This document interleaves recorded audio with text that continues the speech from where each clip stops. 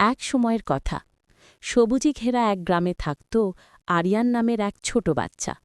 আরিয়ান খুব শান্ত, কৌতূহলী আর প্রাণীদের প্রতি অদ্ভুত টান ছিল তার।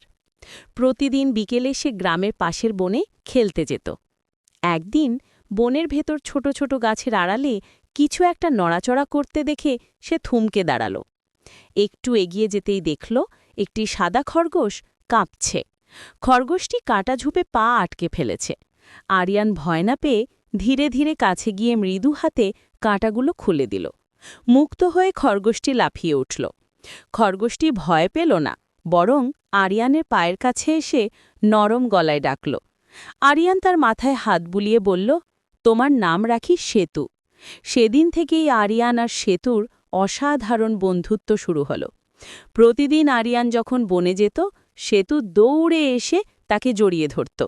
তারা একসঙ্গে খেলত, পাতার নৌকা বানাত, লুকোছড়ি খেলত। আরিয়ান সেতুকে গাজর খাওয়াত আর সেতু লাফিয়ে লাফিয়ে তাকে পথ দেখাত। একদিন হঠাৎ বনে তুমুল ঝড় ওঠে। আরিয়ান ভয় পেয়ে যায়। সে ঘরের পথ খুঁজে পাচ্ছিল না।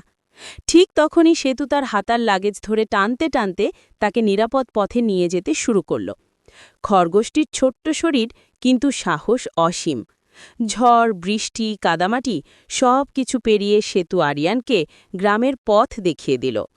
ঘরে ফিরে আরিয়ান তার মাকে সব বলল। মা হাসি মুখে বললেন, বন্ধুত্ব মানেই একে অপরকে সাহায্য করা। আজ সেতু সত্যিকারের বন্ধু হয়ে প্রমাণ করল। সেদিন থেকে গ্রামের লোকেরা আরিয়ান আর সেতুর দোস্তি নিয়ে কথা বলতে শুরু করল। ছোট বাচ্চা আর সাদা খরগোশ দুজনকে একসাথে দেখলেই সবাই আনন্দ পেত।